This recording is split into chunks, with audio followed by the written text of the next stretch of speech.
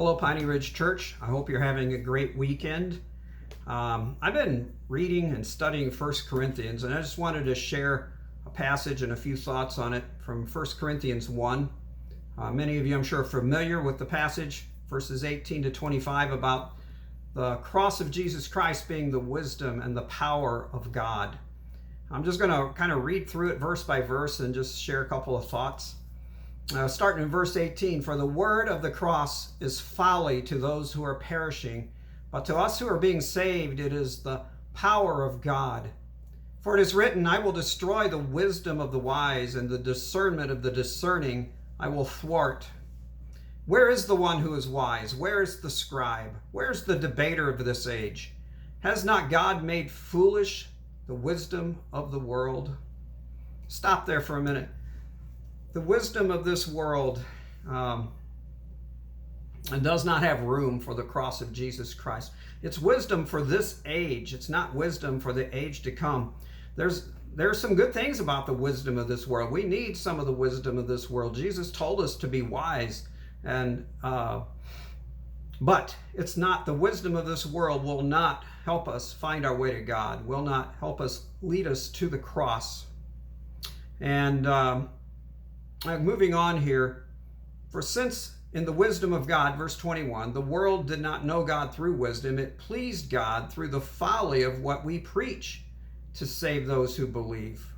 For Jews demand signs and Greeks seek wisdom, but we preach Christ crucified, a stumbling block to the Jews and folly to the Greeks. But to those who are called, both Jews and Greeks, Christ the power of God and the wisdom of God.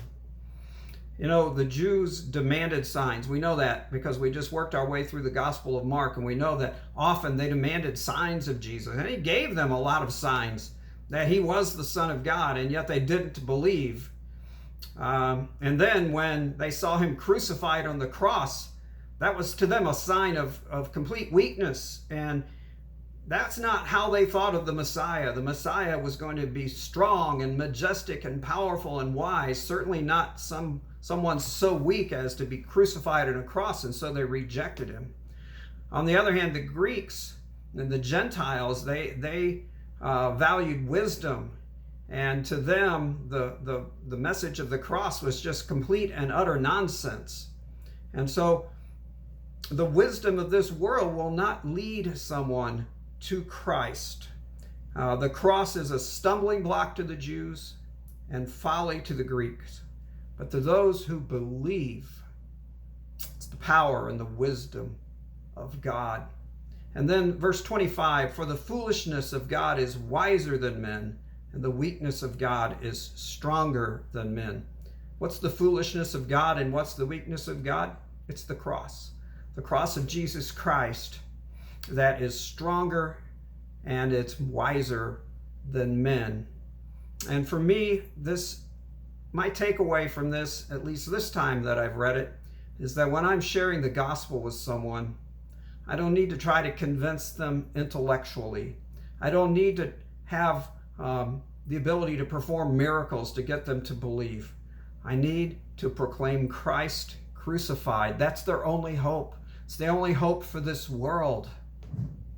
And so that's what I need to share with them, and then trust in the power of the Holy Spirit, not my own ability, but trust in the power of the Holy Spirit to save those through the word that I proclaim, to save those whom God has called.